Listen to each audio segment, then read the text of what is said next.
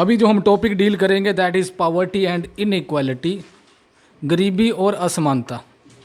महात्मा गांधी जी ने कहा था कि जो गरीबी है यह हिंसा का एक बुरा रूप है। तो गरीबी भी एक हिंसा है और एक बहुत बुरी हिंसा है, ऐसा महात्मा गांधी जी ने कहा है। अब अंतर्राष्ट्रीय स्तर पर गरीबी के बारे में हम पढ़ेंगे, पर उससे पहले उसकी इंट्रोडक्शन जानेंगे। सेकेंड वर्ल्ड वॉर के बाद 1939 टू 1945, द्वितीय विश्व युद्ध के बाद डीकोलोनाइजेशन का प्रोसेस शुरू होता है, दैट इज़ कॉल्ड बी उपनिवेशवाद। जो देश गुलाम थे वो आज़ाद होना शुरू होते हैं। तीसरी दुनिया के गरीब देश मुख्यतः अफ्रीकन कॉन्टिनेंट के देश और एशियन कॉन्टिनेंट के देश। तीसरी दुनिया के देशों में एक तीसरा कॉन्टिनेंट आता है साउथ अमेरिका, परंतु ये वाले देश ऑलरेडी लगभग आज़ाद हो चुके थे। 1945 के बाद एशिया और अफ्रीका के देश आज़ाद होते हैं, जिनको तीसरी दुनिया के देश कहा जाता है। और एक समय के बाद इनको साउथ के देश भी कहा जाने लगा। वैसे जियोग्राफिकली ऐसा नहीं है कि northern hemisphere and southern hemisphere, इसको हम नॉर्थ साउथ कहते हैं। इसका मतलब जियोग्राफिकली नहीं है, भौतिक रूप से नहीं है, इसका मतलब इकोनॉमिकली है कि नॉर्थ के देश अमीर देश हैं, जैसे कि अमेरिका, यूरोपियन कॉन्टिनेंट के देश, एशिया के एक दो देश आप रख सकते हैं। और साउथ कॉन्टिनेंट के जो देश हैं वो लगभग गरीब देश हैं, जिनको साउथ के देश कहा जाता है, जैसे कि south America, African continent, Africa महाद्वीप एंड एशिया महाद्वीप। तो मुख्य रूप से यहाँ पर बात हो रही है तीसरी दुनिया के देशों की। तो डीकोलोनाइजेशन का प्रोसेस तो शुरू हो जाता है, आज़ादी भी मिल जाती है। अब जो देश गुलाम थे उनको शुरू में लगता था कि यदि वह एक दिन आज़ाद हो जाएंगे तो यहाँ पर इनइक्वालिटी ख़त्म हो सकती है, असमानता ख़त्म हो सकती है, यहाँ की गरीबी भी ख़त्म हो सकती है। तो पहले तो आवाज़ ये उठाई जा रही थी कि हमें आज़ाद करो, और जैसे ही इन देशों को आज़ाद कर दिया जाता है तो समय बीतने के साथ पता चलता है कि जो सपने लिए थे, असमानता ख़त्म होगी, गरीबी ख़त्म होगी, वो सपने के सपने ही रह गए और अभी तक भी वहाँ पर समस्याएं विद्यमान रही। जैसा कि हमें पता है कि जो नॉर्थ के अमीर देश थे, अमेरिका, यूरोपियन कॉन्टिनेंट के कुछ देश, इनके द्वारा अपना औद्योगिक विकास कर लिया गया था। सबसे पहले जो औद्योगिक क्रांति थी वो इंग्लैंड में आई थी, उसके बाद यूरोप के बाकी देशों में जाती है। और जब इन देशों में औद्योगिक क्रांति आती है तो अब इनको अपने माल बेचने के लिए मार्केट की ज़रूरत पड़ती है। तीसरी दुनिया के देशों में, गरीब देशों में अपना सामान बेचने जाते हैं और उसके बदले में वहाँ पर रॉ मटेरियल वहाँ से लेते हैं। इसके कारण जब उनको लगता है कि चैलेंजेस बहुत ज़्यादा हैं, वहाँ पर इजीली उनको मार्केट की एक्सेसिबिलिटी नहीं मिल पा रही है और रॉ मटेरियल नहीं मिल पा रहा है, तो इन देशों को मजबूरन उन देशों को गुलाम बनाना पड़ा। और जब इन्होंने गुलाम बनाया तो ज़्यादा विकास नॉर्थ के देशों का हुआ, विकसित देशों का विकास होता है, और जो गुलाम देश थे उनका विकास ठप हो जाता है। जैसे कि इंडिया के बारे में भी कहा जाता है कि इंडिया से इंग्लैंड में दुनिया भर का सोना इंग्लैंड में जाता है। आपने कोहिनूर का नाम सुना होगा, कोहिनूर यहाँ का हीरा था जो कि इंग्लैंड में चला गया। तो इस तरीके से आप समझ सकते हैं कि कितनी संपत्ति इन गरीब देशों से अमीर देशों में जाती हैं, और ये जो अमीर देश थे ये और ज़्यादा अमीर हो जाते हैं, इनकी तकनीक और ज़्यादा विकसित हो जाती है, बहुत ज़्यादा पैसा आ जाता है, और जो गरीब देश थे, गुलाम देश जो गरीब थे, ये गरीब रह जाते हैं। और जो सपना इनका था कि आज़ाद होने के बाद हम अमीर बन जाएंगे, वो सपना का सपना ही रह गया। उसका कारण ये था कि ये जो विकसित देश थे इनके पास हाई लेवल की टेक्नोलॉजी आ गई थी। अब ज़रूरी नहीं था कि किसी दूसरे देश को राजनीतिक रूप से ही गुलाम बनाया जाएगा, बल्कि इकोनॉमिकली भी गुलाम बनाया जा सकता है। इन विकसित देशों की जो मल्टीनेशनल कॉरपोरेशंस थी, जो बहुराष्ट्रीय कंपनियां थी, उनके द्वारा जो प्रोडक्ट बनाए जाते हैं विकासशील देशों में, अविकसित देशों में, तो इनके ही प्रोडक्ट जब बिकते हैं तो गरीब देशों की अपनी कोई कंपनीज़ है नहीं, इंडस्ट्रीज़ है नहीं, जिसके कारण अब भी फ़ायदा किसको हो रहा है, विकसित देशों को ही हो रहा है। इसको नियो कॉलोनियलिज्म कहा जाता है, नव उपनिवेशवाद, जिसका मतलब ये है कि राजनीतिक रूप से तो ये देश आज़ाद हो चुके हैं तीसरी दुनिया के, बट इकोनॉमिकली वो काफ़ी वीक हैं। इनकी अर्थव्यवस्थाएं अभी भी प्राइमरी सेक्टर के ऊपर निर्भर हैं। इनकी तकनीक उतनी विकसित नहीं है जितनी विकसित देशों की तकनीक विकसित है। तो इसके कारण ये देश विकसित ही रहते हैं, विकासशील ही रहते हैं। तो यदि गरीबी की बात करें तो इतिहास में गरीबी सामान्य रूप से ही पाई गई है। यदि हम महान सभ्यताओं की बात करें, जिनको हम कहते हैं कि बड़ी महान सभ्यताएं थी, तो कौन कौन सी थी महान सभ्यताएं, वो देख लेते हैं। चीन की सभ्यता को महान कहा जाता है। इंडिया की एक सभ्यता थी, इजिप्ट की एक सभ्यता थी, मिस्र की, एंड रोम की भी एक सभ्यता थी, मेसोपोटामिया की सभ्यता थी। तो यदि इन सभ्यताओं की बात करी जाए तो इनमें भी गरीब पाए जाते थे। तो इन सभ्यताओं की जो तकनीक थी वो काफ़ी सिंपल थी प्रोडक्शन के लिए, और अधिकतर पॉपुलेशन इन सभ्यताओं में भी गरीब पाई जाती थी। तो जो हम पढ़ते हैं कि भारतीय सभ्यता बहुत महान थी या चाइना की सभ्यता बहुत महान थी, तो इसमें भी लार्ज स्केल पर गरीब पाए जाते थे, बहुत बड़े स्तर पर गरीब पाए जाते थे। अमीर कुछ ही लोग थे, और अमीर जो लोग थे, क्योंकि उस समय की तकनीक इतनी विकसित नहीं थी, तो आज के स्टैंडर्ड के हिसाब से देखा जाए, जिस जीवन को आज का एक सामान्य व्यक्ति जीता है, उसके हिसाब से देखा जाए तो सारी की सारी पॉपुलेशन जो थी वो गरीब ही थी। आज का स्टैंडर्ड यदि आप मेज़र करें, आज के लोगों के घर देखें, वहाँ पर जो सुविधाएं हैं, तो उस समय का अगर कोई राजा भी है तो उसके पास फैंस की सुविधा नहीं थी, उसके पास एसी की सुविधा नहीं थी, उसके पास एरोप्लेन की सुविधा नहीं थी, उसके पास बस की सुविधा नहीं थी, बैलगाड़ी थी।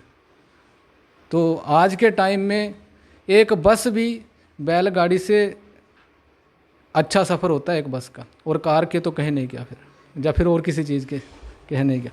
सो कुल मिला के बात यह है कि जो स्टैंडर्ड ऑफ पॉवर्टी है, जो लिविंग स्टैंडर्ड था, दैट इज़ डिफरेंट। तो उस नज़रिए से देखा जाए तो आज के जो लोग हैं वह उस सभ्यता से भी एडवांस लेवल में रहते हैं जिनके पास ये सुविधाएं होती हैं। तो मान लीजिए कि एक राजा जंगल में शिकार करने जा रहा है घोड़े पे बैठ के, ऊपर से धूप पड़ रही है, तो उसको क्या किया जाएगा, 2-4 उसके सैनिक होंगे, वो पंखा जला देंगे उसको, तो कितना टाइम। और एक आदमी अपनी गाड़ी में आज के टाइम में जा रहा है एसी में, तो देयर इज़ अ डिफरेंस। एक आम आदमी भी राजा से अच्छे स्टैंडर्ड से जी रहा है, सो डिफरेंस है। तो मॉडर्न स्टैंडर्ड के हिसाब से वो पुराने लोग आज के टाइम में गरीब ही समझे जाएंगे, चाहे वो राजा भी हो, चाहे उसके अमीर लोग भी उस टाइम पे रह रहे हो। सो यदि हम इतिहास की बात करें तो जो गरीबी है, it remains as a rule, not the exception, जिसका मतलब ये है कि मुख्य रूप से इतिहास में गरीबी रही है, एंड बहुत कम लोग थे जिनको हम अमीर कह सकते थे। तो ये एक रूल था, ना कि एक एक्सेप्शन थी। आज के टाइम में यदि हम बात करें 1850 के बाद, जब से यूरोप के अंदर इंडस्ट्रियलाइजेशन आया, उद्योगीकरण आया, तो बहुत सारी वेल्थ वहाँ पर क्रिएट होती है, जिसके कारण जो मॉडर्न वेस्ट है, आधुनिक जो पश्चिमी देश हैं, तो पश्चिमी देश, यूरोप के देश, अमेरिका, और यूरोप के देशों में नॉर्थ के देश भी आते हैं, जैसे कि नॉर्वे, स्वीडन, फिनलैंड। 18वीं सदी के मध्य में औद्योगिकरण के कारण यूरोपियन देशों में और नॉर्थ अमेरिकन कंट्रीज़ में, जिसमें आता है अमेरिका, कनाडा, मैक्सिको, इन देशों में प्रोडक्टिविटी काफ़ी राइज होती है, प्रोडक्शन और प्रोडक्टिविटी काफ़ी बढ़ जाती है। तो यहाँ पर प्रोस्पेरिटी आती है, लोगों को खाने पीने की चीज़ें ईजिली अवेलेबल हो जाती हैं, और मेजॉरिटी ऑफ द जो पॉपुलेशन है वो उन चीज़ों को अवेल कर सकती है। अब तो गरीबी का मतलब, यदि आप एब्सोल्यूट पॉवर्टी देखें, तो किसी को रोटी, कपड़ा और मकान उस मात्रा में नहीं मिल रहा है जितनी उसको ज़रूरत है। तो इतिहास में नहीं मिली है मेजॉरिटी ऑफ द पीपल्स को। तो इंडिया के अंदर भी काफ़ी गरीब थे, ऐसा नहीं है कि हमारी सभ्यता अगर बड़ी महान थी तो यहाँ पर बहुत अमीर लोग थे, मेजॉरिटी ऑफ द पीपल जो थे वो गरीब ही थे। तो थॉमस माल्थस के द्वारा एक प्रेडिक्शन करी गई थी, तो डेमोग्राफी के ऊपर इनके द्वारा काम किया गया। थॉमस माल्थस के द्वारा, इनके द्वारा कहा गया था कि जैसे जैसे प्रोडक्टिविटी राइज होगी तो पॉपुलेशन भी बढ़ेगी। द मोमेंट पॉपुलेशन इंक्रीजेस, जैसे ही पॉपुलेशन इंक्रीज़ होती है तो एकदम से हो सकता है कि कोई फैमिन आ जाए, कोई अकाल पड़ जाए, जिसके कारण उस पॉपुलेशन को जब खाने को नहीं मिलेगा तो बहुत नुकसान होगा। तो ये इन्होंने प्रेडिक्शन करी थी कि यदि यूरोपियन कंट्रीज़ अपनी प्रोडक्शन को बढ़ाती है। प्रोडक्शन का मतलब क्या है कि टेक्नोलॉजी आ गई है, तकनीक आ गई है, हाई यील्ड वैराइटीज़ सीड्स आ गए हैं, जिसका मतलब ये है कि ऐसे बीज आ गए हैं कि अब जो प्रोडक्शन है वो ज़्यादा होगी। फर्टिलाइज़र्स आ गए हैं, जिसको हम यूरिया कहते हैं, फर्टिलाइज़र्स आ गए हैं, और पेस्टिसाइड्स आ गए हैं। ऐसे जो जीव हैं जो फसलों को तबाह कर देते हैं, उनको ख़त्म करने के लिए पेस्टिसाइड्स आ गए हैं। तो pesticides, fertilizers, high yield variety seeds, इसके कारण, और टेक्नोलॉजी जो है वो विकसित हुई है, उसके कारण प्रोडक्शन बढ़ जाती है। किसी एक ज़मीन के प्लॉट पे यदि 5 बोरियों की प्रोडक्शन होती थी, अब 20 बोरियों की प्रोडक्शन होगी। तो जब 20 बोरियों की प्रोडक्शन होगी तो इसका मतलब ये है कि वो जो अनाज है वो ज़्यादा लोगों को खाना दे सकता है। अब ज़्यादा लोगों को खाना देगा तो थॉमस माल्थस ने बोला है कि जब लोग प्रोस्पेरिटी में जीना शुरू कर देते हैं, और उन्होंने बोला है कि there is a natural instinct in individual, इंसान के अंदर एक नेचुरल इंस्टिंक्ट है कि वो रिप्रोडक्शन करता है, जिसके कारण बहुत से कारणों से लोगों की पॉपुलेशन बढ़ना जब शुरू हो जाएगी, पॉपुलेशन इंक्रीज़ हो जाएगी, तो उसके कारण एक प्रॉब्लम क्रिएट हो सकती है। तो कुल मिला के इन्होंने बोला कि ज़्यादा प्रोडक्टिविटी, ज़्यादा प्रोडक्शन अगर किसी समाज में होती है तो पॉपुलेशन भी बढ़ेगी, और पॉपुलेशन बढ़ेगी तो एक टाइम पे ऐसा आएगा कि उस पॉपुलेशन को फीड करने के लिए अनाज वहाँ पे नहीं होगा। तो जब वहाँ पे अनाज नहीं होगा तो लोग मरना शुरू हो जाएंगे। तो ये वाली जो प्रेडिक्शन थॉमस माल्थस के द्वारा करी गई थी पूरे दुनिया के लिए, पर यूरोप के देशों में ऐसा नहीं हुआ कि प्रोडक्शन बढ़ी और वहाँ पर कोई समस्या पैदा हुई, कोई फैमिन आया। ऐसा यूरोप के देशों में नहीं हुआ। तो ऐसे कुछ हिस्टोरिकल रीज़न भी हो सकते हैं इसके, जिसके कारण ऐसा ना हुआ हो।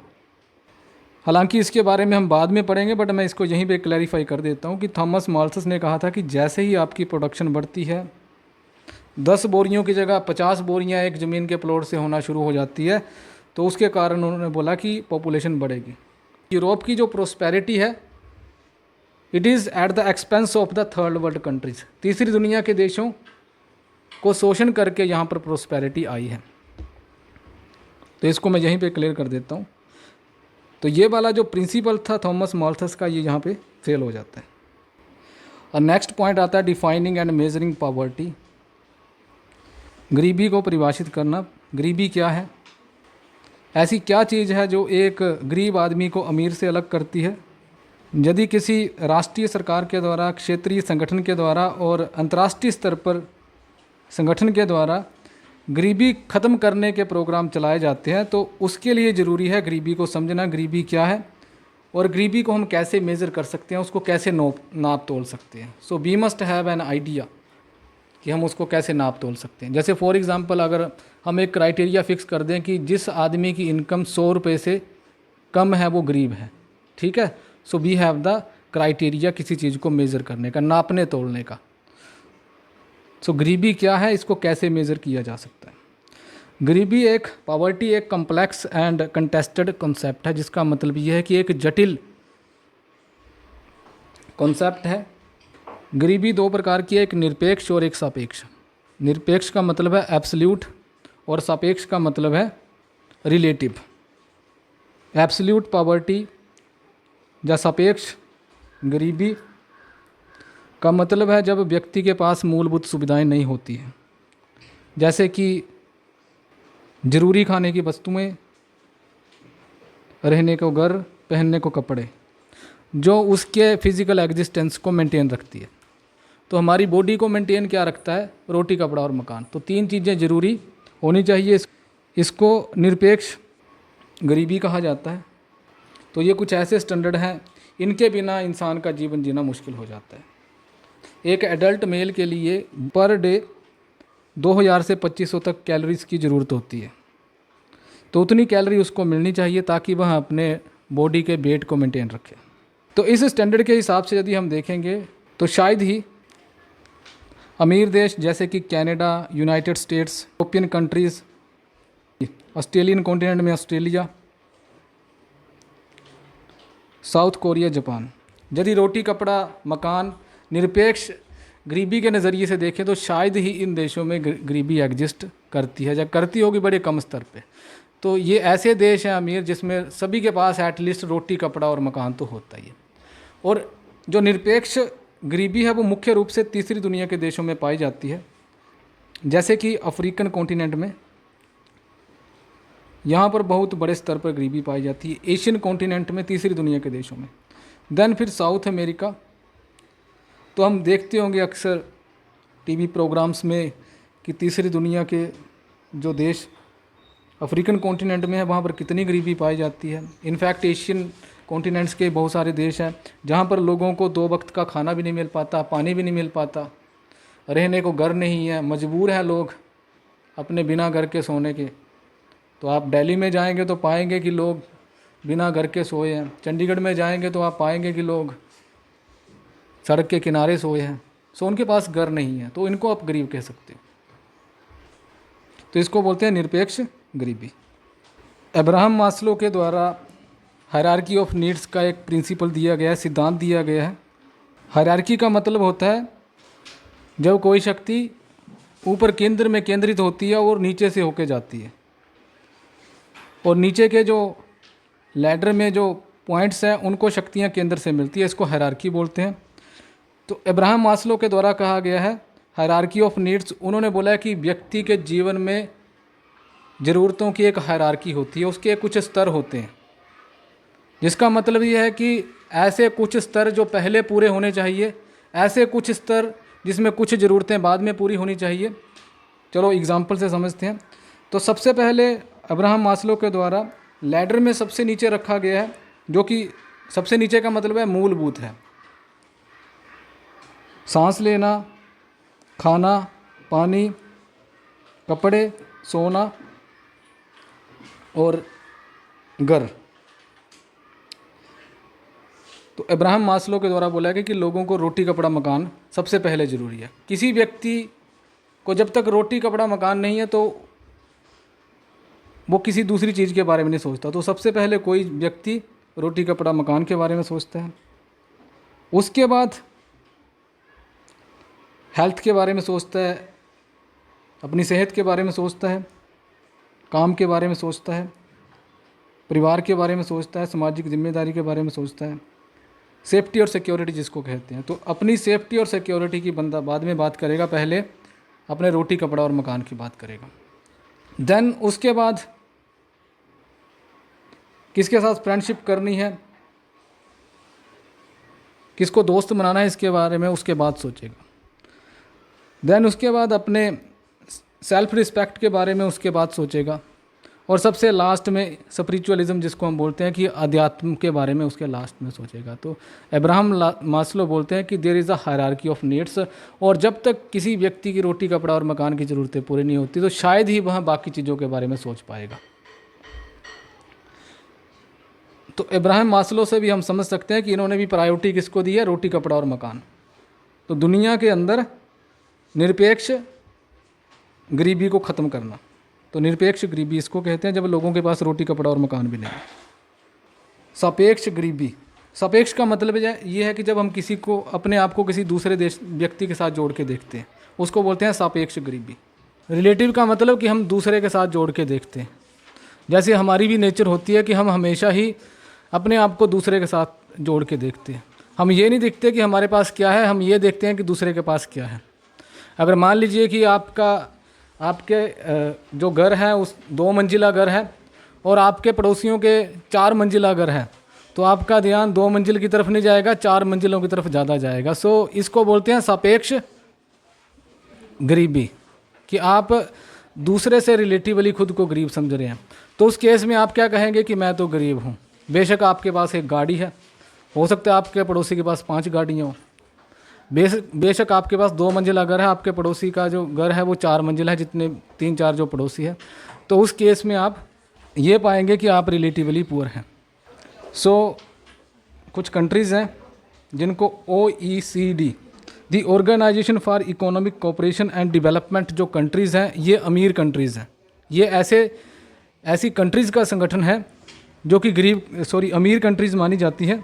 इसके अलावा यूरोपियन यूनियन, यूरोप के लगभग सभी देश इसमें शामिल हैं, अराउंड 26 कंट्रीज़ इसमें शामिल हैं। तो यूरोपियन यूनियन और OECD के द्वारा एक पावर्टी लाइन, एक गरीबी रेखा तय कर दी जाती है। ये गरीबी रेखा निरपेक्ष गरीबी से थोड़ा अलग होती है। तो पहले जब हम निरपेक्ष गरीबी के बारे में समझ रहे थे, एब्सोल्यूट पॉवर्टी के बारे में जब हम समझ रहे थे, तो उसमें हम पा रहे थे कि लोगों की ज़रूरतें, रोटी कपड़ा मकान यदि पूरी हो जाती है तो उसको हम गरीब नहीं बोलेंगे। तो ये एक थ्रेशोल्ड तय किया गया था विश्व बैंक के द्वारा, वर्ल्ड बैंक के द्वारा। वर्ल्ड बैंक के द्वारा कहा गया था कि यदि किसी व्यक्ति की आय पर डे $1 से कम है तो उसको गरीब समझा जाएगा। ठीक है। और 2004 में इसको थोड़ा रिकैलकुलेट किया और फिर से विश्व बैंक ने ये कहा कि अब $1 की जगह यदि किसी की इनकम $1.25 यानी कि $1.25 पर डे है तो उसको गरीब समझा जाएगा। तो थोड़ा सा स्टैंडर्ड चेंज कर दिया गया। तो उस नज़रिए से यदि हम देखें तो 1.4 बिलियन पीपल जो हैं वह दुनिया के अंदर गरीब पाए जाते हैं। अब ये कोई यूनिवर्सल स्टैंडर्ड नहीं है, इंटरनेशनल पॉवर्टी लाइन इसको बोलते हैं, अंतर्राष्ट्रीय गरीबी रेखा। किसके लिए? निरपेक्ष गरीबी के लिए।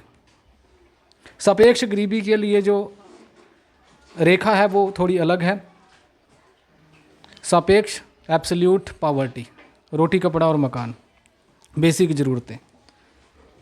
तो इसकी जो अंतर्राष्ट्रीय गरीबी रेखा है वह कितनी रखी गई है विश्व बैंक के द्वारा? $1.25 पर डे, हर दिन।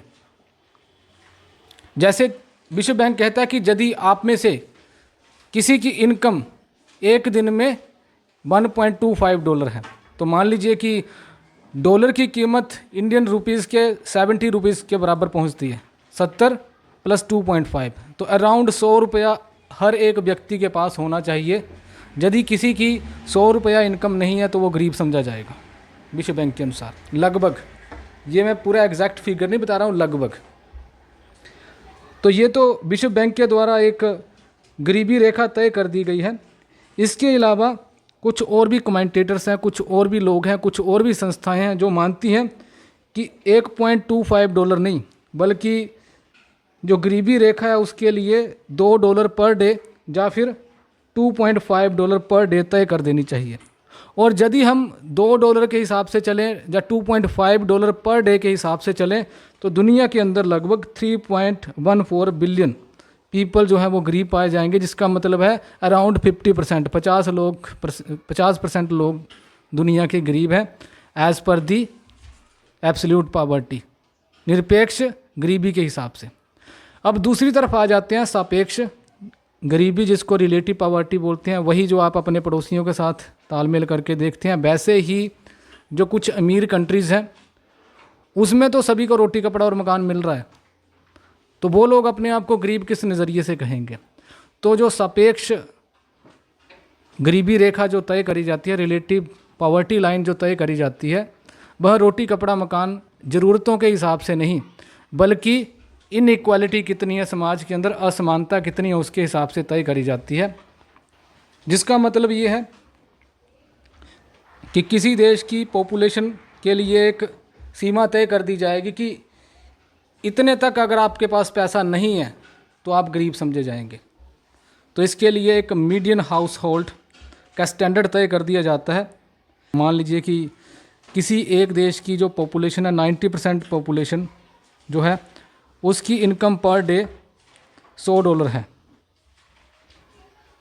और 10% जो लोग हैं उनकी इनकम क्या है? $100 से कम है। यानी कि मान लीजिए किसी की $50 है, किसी की $60 है, किसी की $70 है, तो ये 50, 60, 70 वाले गरीब समझे जाएंगे, और एवरेज जो लोग हैं जिनकी $100 से ऊपर है उनको अमीर समझा जा रहा है। तो इस तरीके से हमें समाज के अंदर असमानता का पता चलता है कि समाज में कितनी असमानता पाई जाती है। या इसको आप दूसरे तरीके से भी समझ सकते हैं कि मान लीजिए कि किसी कंट्री के 10 लोगों की जो इनकम है वह $100 पर डे है, और बाकी 90% जो लोग हैं हो सकता है कि उनमें से किसी की इनकम $10 है, किसी की $15 है, $25 है, $30 है। तो ये सारे के सारे 90% लोग जो हैं वो गरीब समझे जाएंगे। क्यों समझे जाएंगे? क्योंकि वो $100 से नीचे हैं। अब जिसके पास एक दिन में $10 आ जाते हैं, तो $10 के का मतलब है 700 रुपया। अराउंड 700 रुपया यदि किसी व्यक्ति के पास आ जाता है तो क्या वो गरीब होगा? वैसे तो गरीब नहीं होगा। यदि हम निरपेक्ष गरीबी के हिसाब से देखेंगे, ज़रूरत के हिसाब से देखेंगे, तो आसानी से रोटी कपड़ा मकान उसको मिल सकता है। परंतु यदि हम रिलेटिवली देखेंगे, सापेक्ष रूप से देखेंगे, तुलना करके देखेंगे, तो वह अपने देश के बाकी लोगों से थोड़ा गरीब है। That is why they will be considered as a poor. तो किसी समाज के अंदर केवल रोटी कपड़ा और मकान ही ज़रूरी नहीं है पूरे होना, बल्कि जो लोगों के बीच आय की असमानता है उसका भी कम होना ज़रूरी है। आगे एक प्रश्न और आता है कि जो गरीबी है उसको हमेशा ही हम आर्थिक स्थिति से जोड़ के देखते हैं। इज़ इट गुड और बैड? क्या ये सही है या गलत है कि किसी व्यक्ति के पास पैसा है तो वो अमीर है और किसी व्यक्ति के पास पैसा नहीं है तो वो गरीब है? केवल पैसे से ही हम गरीबी और अमीरी का आंकलन करते हैं, हम विकास का आंकलन करते हैं, हम हर चीज़ का आंकलन गरीब पैसे से ही सब कुछ करते हैं कि किसी के पास करोड़ों रुपए है तो वो अमीर है और किसी के पास पैसे नहीं है तो वो गरीब है। सो इस डायमेंशन को चैलेंज किया गया है अमर्त्य सेन के द्वारा। अमर्त्य सेन के द्वारा कहा गया है कि जो अकाल है केवल फूड की कमी के कारण नहीं आता, केवल खाने की कमी के कारण अकाल नहीं आता, ऐसा अमर्त्य सेन के द्वारा कहा गया है। इसके लिए उन्होंने कहा है एक जटिल सामाजिक, आर्थिक और राजनीतिक कारण भी रहते हैं। तो सबसे पहले इकोनॉमिक रीज़न जानते हैं। उन्होंने कहा है कि यदि इन्फ्लेशन बढ़ जाती है फूड में, इन्फ्लेशन का मतलब महंगाई बढ़ जाती है, जो अनाज आज 10 रुपये किलो मिल रहा है कल 20 रुपये किलो मिलना शुरू हो जाएगा, तो उसके कारण क्या होगा? उसके कारण बहुत सारे लोग उस अनाज को नहीं खरीद पाएंगे। ठीक है, अगर 10 रुपये केजी की जगह अनाज 50 रुपये बिकना शुरू हो जाएगा तो उसके कारण बहुत सारे लोग जिनके पास पैसा नहीं है वो उसको नहीं खरीद पाएंगे। तो यहाँ पर अनाज की कमी नहीं है, दुकानें भरी पड़ी हैं, बट लोगों के पास पैसा नहीं है खरीदने के लिए। 1943 में आप अकाल देखेंगे कुछ हिस्ट्री में तो आप पाएंगे कि अनाज की कमी नहीं थी, अनाज तो भरपूर मात्रा में था, दुकानें भरी भरी थी, but people had no money, उनके पास पैसा नहीं था उसको खरीदने के लिए, उसके कारण वो मरते हैं। तो पहला जो आर्थिक कारण है वो ये बताया है। दूसरा है पुअर फूड डिस्ट्रीब्यूशन सिस्टम, एक ऐसा वितरण करने की व्यवस्था, ऐसी वितरण करने की व्यवस्था जो काफ़ी पुअर है। जैसे इसका एग्जांपल हम इंडिया का ही लेते हैं कि एक टाइम पे ऐसा था कि हमारे जो गोदाम हैं अनाजों के सड़ जाते थे बट वो लोगों तक नहीं पहुंचते। जैसे अनियंस का एग्जांपल हम लेते हैं, हमारे देश में प्याज होते हैं और जब किसान उसको बेचना चाहते हैं तो उनको बड़ा कम रेट मिलता है, बट दूसरी तरफ हम पाते हैं कि कुछ ही टाइम बाद उसका क्राइसिस भी आ जाता है जिसके कारण हमें बाहर से इंपोर्ट करना पड़ता है। So poor distribution system. तीसरा आता है गवर्नमेंट इनएफिशिएंसी, राजनीतिक कारण इसको कहते हैं कि यदि सरकार चाहे तो लोगों को वस्तुओं को वितरित कर सकती है और ना केवल टेंजिबल गुड्स को बल्कि सर्विसेज को भी वितरित कर सकती है। तो इस हिसाब से हम देखेंगे कि जो गरीबी है वो केवल पैसे से नहीं जुड़ी हुई है बल्कि लोगों की जो अपॉर्चुनिटीज़ है उसको भी रेस्ट्रिक्ट किया जाता है किसी समाज के द्वारा, किसी सरकार के द्वारा। तो उसको हम एब्सेंस ऑफ फ्रीडम कहते हैं, जिसको हम पॉजिटिव फ्रीडम के नज़रिए से ही लेते हैं। पॉजिटिव फ्रीडम का मतलब ये है कि यदि सरकार चाहती है कि लोग सच में ही अपनी आज़ादी को एंजॉय कर पाएँ, अपनी फ्रीडम को एंजॉय कर पाएँ, तो सरकार को कंट्रीब्यूट करना पड़ेगा, समाज को कंट्रीब्यूट करना पड़ेगा।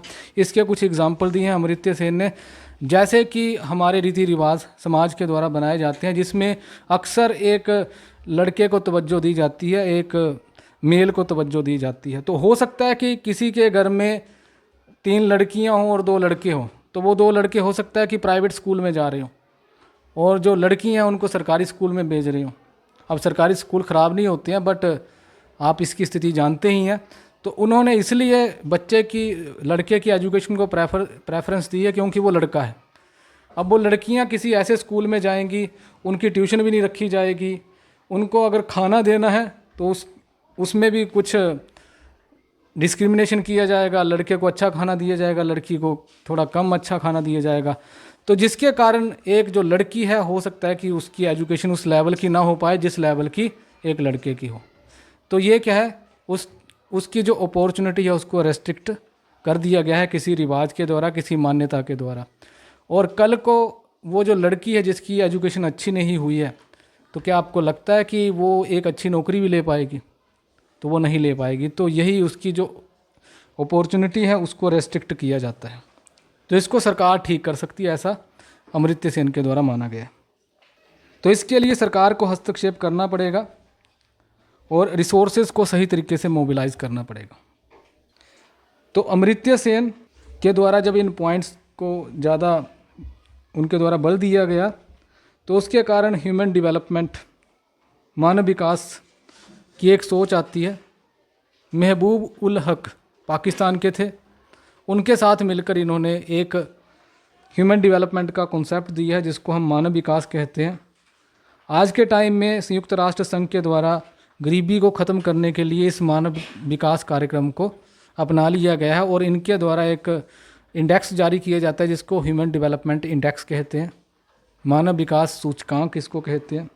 और इसमें एनुअल प्रति वर्ष की मानवीय विकास के रिपोर्ट्स प्रकाशित होती हैं और हर देश को रैंक दी जाती है कि उस देश के द्वारा कितना विकास किया गया है, कितनी पॉवर्टी को रिड्यूस किया गया है। अब नॉर्मली यहाँ पर समझ लीजिए, जो ह्यूमन डेवलपमेंट इंडेक्स है इसमें सिर्फ जीडीपी को इंक्लूड नहीं किया गया है, ठीक है। जीडीपी एक फैक्टर लिया गया है, उसका ग्रोस डोमेस्टिक प्रोडक्ट हम जिसको कहते हैं। जीडीपी का मतलब ये होता है कि किसी एक देश के अंदर एक साल में कितनी गुड्स एंड सर्विसेज उत्पादित करी गई हैं, प्रोड्यूस करी गई हैं, इसको क्या कहते हैं, जीडीपी कहते हैं। एक जीडीपी लिया गया है, एक एजुकेशन लिया गया है और एक हेल्थ लिया गया है। तो 3 पैरामीटर लिए गए हैं। यदि ये पता लगाना है कि किसी देश में कितना विकास हुआ, तो ह्यूमन डेवलपमेंट इंडेक्स सिर्फ जीडीपी को ही नहीं देखता, बल्कि वहाँ के लोगों के स्वास्थ्य की भी जांच करता है और एजुकेशन लेवल की भी जांच करता है। तो ये प्रभावित होकर लिया गया है अमर्त्य सेन और महबूब उल हक, जो कि पाकिस्तान के थे।